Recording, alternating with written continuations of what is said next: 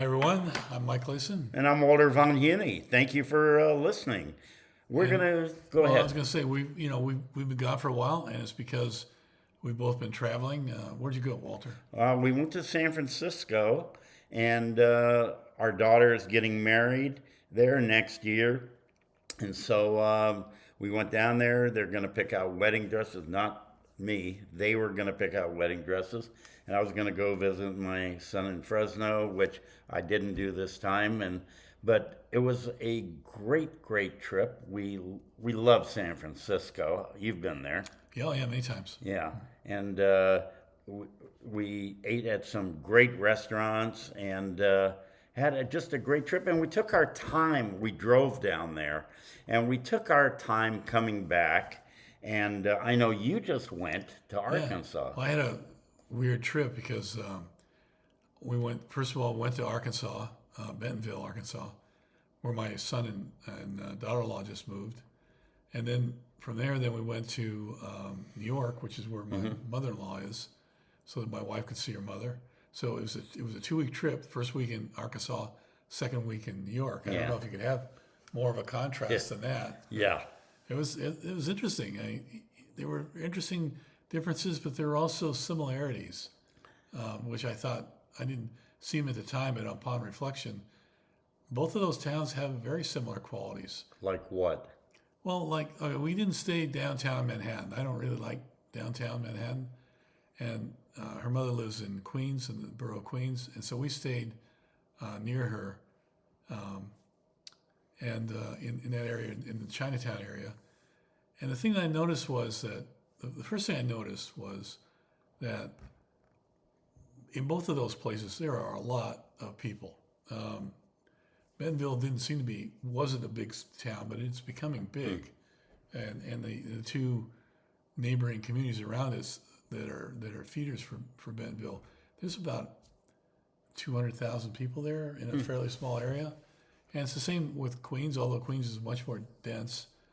But the thing about those two places that struck me as being the same was that you got a lot of people together who could do bad things to each other if they wanted to, because there really wasn't that much in the way of a police presence. But they decided not to. They just simply decided not to. Unlike here in Washington, where everyone just feels like they can do whatever the hell they want, and they're always testing the limits and testing the police and speeding and littering and graffitiing. In both of those locations that we were at, there was none of that. And nothing in Queens. No, just in that That's area. Yeah, that's it, where I it would was think there is. no in that area there wasn't. In other parts probably, but not where we were. Uh huh. It's because people just decided no, we like our community the way it is. We take pride in it. Well, let me ask you this: could you Yeah, live in Queens? yeah. Yes, because we've talked about that a lot. Because of course my mother-in-law is always trying to get us to move back. Yeah. But one of the things I liked about it was, well, first the food is great. Uh huh. The thing that aggravates me the most about that place is the lack of parking. It becomes a primary, at least for me, it's a primary factor in my life. If I'm going to go someplace, where am I going to park my freaking car? You know, Okay. and it's a whole strategy of circling and trying to figure out if this person's going to leave, and then finally finding a spot, and they pull out, and oh crap, it's actually a loading zone, but there are no cops around to give me tickets. But I guarantee you, if I park there, they'll get me. You Yeah. know, so so that's the primary reason. But I like Queens, and I actually liked Arkansas too. I like Bentonville. I like that area, Rogers, that area around there. But It's you got good. such a diverse type of population, at least to me, you do. In Queens, Very mixed. I mean, in very Queens, diverse. you Yeah, have the New Yorkers, yeah, or in Arkansas, you have the Southern people, and I don't see how the two are comparable. And I would even say the lifestyles aren't right, comparable as to Queens and Arkansas right. and Bentonville, where you're more, as at least I don't know, I've never been there, but more of a suburban community, where Queens is more city. Every block is It's something. yeah, Queens is much more dense, no doubt about it. Yeah. But the thing about Arkansas, and it's funny you mentioned the diversity issue because you would think that being in the middle of the country, it's just white Southerners. Right. It is not. And the reason it's not is because although Bentonville, Arkansas is almost dead center in the country, if you took a compass and put it right in the middle, Yeah. it's almost dead center. And I think that was Sam Walton's intention. Right. They are, the Walton family and Walmart in particular is spending billions developing that area and making it a world headquarters. And so you would think it was all white Southerners, but I got to tell you, it was very diverse. There were lots and lots of Indians and other people of color there, every mix you can think of.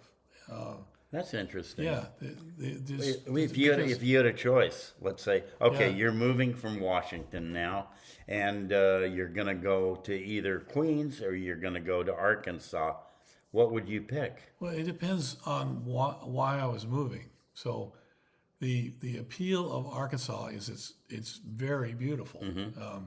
It's extremely green, rolling hills, right at the foot of the Ozarks. Right. You get up into those Ozark areas, and they're just gorgeous. And Right. You got these towns that are wedged into these little hollers up there, and some of them are really incredible. And it's just beautiful rolling hills, perfectly maintained highways. Right.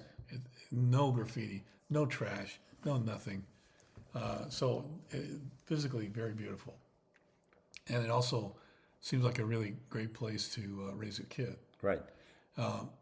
Queens, on the other hand, you'd move there because I don't know why. It would have to be a really good reason, you know. Okay. A So job. so you're saying your choice would be Arkansas, but you actually landed in Kansas City Right. and you drove. So you South. drove that part of the Right. country. Right. And what you told me is that it's absolutely stunning, beautiful, Yeah, very even the beautiful. whole drive. Yeah, it's very beautiful. It's gorgeous green scenery, lots of rolling hills, lots of cows and Yeah. and horses and Kansas City is a great town. I mean, from what I saw, I know it's got its problems, but the part that I was in was great, and it has a free on-off trolley, goes back and forth through the town. You can hop on and off. You can Yeah. have great barbecue there, and I liked it fine. That was great. When we left San Francisco, we just, instead of coming up Highway 5 and Yeah. doing it in 2 days and coming home, or you could actually do it even in 1 day if you really want to drive.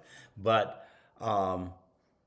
we went the coastal Highway 1 and drove up through Northern California, through the redwood forests, which are so beautiful. Yeah. And, drove then through Eureka. And there's a little town in Northern California called Trinidad that we just happened to drive through.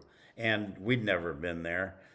We'd driven past it before, but it was just unique. I mean, we've been to Mendocino, and that's really a cute little town. But this was such a cute little, and I talk little. So we said, the next time we do that, we're going to stop here for sure. But the other places, then we drove the Oregon coast. And if you ever have a chance, drive the Oregon coast. It's beautiful. And we stayed in Gold Beach, or Gold's Beach, I can't remember. Sure. And gosh darn, we have this little place. You go up the river, the Rogue River there, to a place called the Tututan Lodge. And it's just right on the river, and it's just beautiful. And then going, to, again, I don't know how to pronounce this town, Yachats, Yachats, whatever that is, on the Oregon coast. And we spent 2 nights there at a place called the Overleaf Lodge, and Kimberly loved it because she could get a massage and everything. And you're right on the water, literally on the water. And some great restaurants that we found in that town. And, then our place we've been many times in Cannon Beach. And we stayed there again and loved that place. Very beautiful place, And just love driving that. And, I love going and traveling. There's a few places I still want to go. I've never been to Glacier National Park. You have. I have, yeah. And I really want to see that. And I want to go there. Banff and Lake Louise. If you've never been there, Been there, I would yeah. highly, highly recommend that.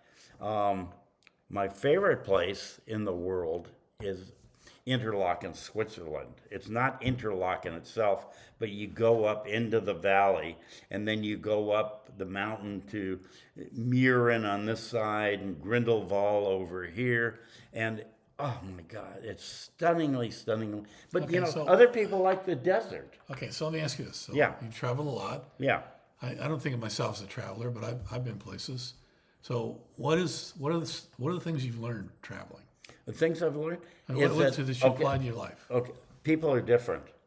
Every place is different, and the people are different. If you're See, old, I disagree with that so you, much. you don't think they are? No, one of the things that I complain about is that no matter where I am, it's where I was. I mean, it's got the same. I get off. I'm in some place like, I don't know, Germany, Bern. Someplace in Germany, and they got this. I actually had lunch there at a Five Guys. Oh, okay. And so it's like they have the same stores, the same cars, everything's the same. Okay, let me ask you this then. Yeah, Okay, you're here. You just went to Bentonville, Yeah. and then you went to Queens. yeah, We are both from LA. Yeah. We now live here in Washington. Yeah. Do you find everything the same here? Pretty much. I find the people in LA now. Everything has to move. You got to go quick. You got to go fast. You're going here. You're doing that. It's this because on the freeway you can't travel. You're just inching Yeah, along. yeah. Here it's a slower lifestyle with people. That's because you're in a 55 plus community. Well, no. Now he's saying I'm old. Oh, we're both old. So, but no, that's why you're there. I mean, if you get out and you go to Seattle, they're just as crazy as LA. I don't think so. It yeah. doesn't seem that way. It's a big city, but that's what I'm saying. A big city atmosphere is so different, and the people seem different than they do. It's like I've been to Japan, right? Yeah. And in Japan, you're walking along. Everybody seems to be fighting for their Yeah, space yeah. because they're so crowded. Yeah. And so everyone's, oh, And this is New me. York is not like But that. walk here. Do you feel like We're in a 55 plus community. No, here. okay, forget our You community. go to downtown Seattle, it gets busy. It gets busy, but I don't feel the same people saying, this is my space, I gotta be here. All right. So what did you learn? What is So anyway, traveling, I think this is what the point was. Every place to me is different, and the people are different. Some are more relaxed and they're calm, and other places they're busy. They don't have time to communicate. Yeah. I got to get on. I got to do my business. Okay. So So the thing I've learned is that every place I've ever been, of any consequence, I've learned something new. Uh-huh. And so one of the things that I learned this last trip, especially in Arkansas, is that you don't have to be unique to be unique. And so what I mean by that is there's a big push by the third generation Walton family in Bentonville to make Bentonville and the surrounding area very bike friendly, bike centric. okay, So they've spent a lot of their own money building bike trails and competition courses. And so one of the things that they did that was kind of a signature move on their part is they took a high rise, and I don't know if it was there before they did this or if it was part of the integrated into the building, but there's this high rise, like 10, 12 stories high. And okay, so there's not much that's very high in Arkansas. right, It's pretty right, flat. right. And so what they did is they just put a bike ramp all the way around the thing. Oh, wow. And so you can just hit that ramp and go all the way around Wow. the building, all the way to the top onto the roof. And then you can look you're standing on the roof and you're looking out over all of Bentonville, and you go back down again. And it's open 24 hours a day. So what I'm saying is they took a situation that was kind of plain Jane, and Right. they said, we're going to do something, we're going to create a landmark, and here it is. And Well, that's great. yeah, so, and I learned that throughout my travels is that we don't always have the best solution. When I say we, the collective we, Washingtonians, Californians, Americans, whatever, we don't always have the best solution. We just have the solution we're used to.